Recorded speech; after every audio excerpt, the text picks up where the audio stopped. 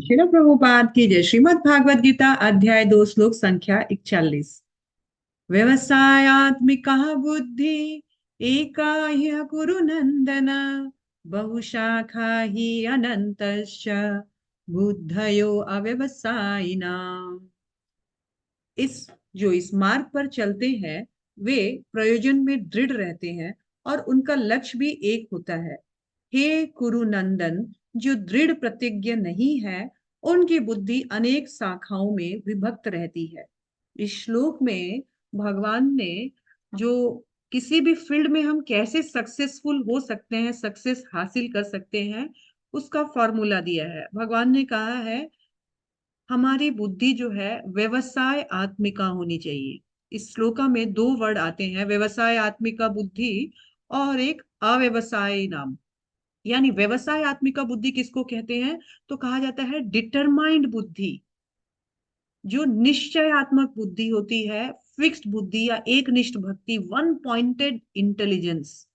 अगर कोई इस तरह से अपना डिटर्मिनेशन, फुल डिटर्मिनेशन के साथ एकनिष्ठ होकर के अपने लक्ष्य के प्रति, अपने गोल के प्रति डिटरमाइंड रहता है और अपना गोल बिल्कुल फिक्स कर लेता है कि मुझे क्या प्राप्त करना है, तो उसे व्यवसाय आत्मिका बुद्धि कहा जाता है। और भागवत गीता में कहा गया है कि अगर कोई व्यवसाय आत्मिका बुद्धि अपना गोल और डिटरमाइंड रह करके उस गोल पर चलता है तो वो श्योर सक्सेस होता है।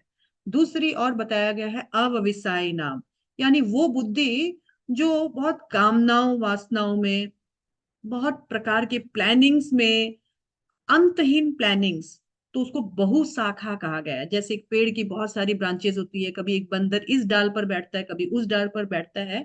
इसको अव्यवसायी नाम बुद्धि कहा जाता है। यानी वो बुद्धि जो बिल्कुल डिटरमाइंड नहीं है, जिसका गोल बिल्कुल फिक्स नहीं है। यहाँ भगवान जब बोल रहे हैं कि व्यक्ति को डिटरमाइंड होना चाहिए, तो इसका कहने का मतलब है कि यदि वो डिटरमाइंड है तो वो सक्सेसफुल होगा, और यदि वो डिटरमाइंड नहीं है तो वो बहु शाखाओं में भटकते रहेगा। वन पॉइंटेड इंटेलिजेंसी नहीं होने के कारण वो सक्सेसफुल नहीं हो सकता है। और इसीलिए हे अर्जुन, कोई भी मेरी भक्ति के लिए सिर्फ मेरो तो गिरधर गोपाल दूसरो न कोई, इस प्रकार के डिटर्मिनेशन के बिना कोई व्यवसायिक बुद्धि रख करके मेरी सेवा नहीं कर सकता है। हरे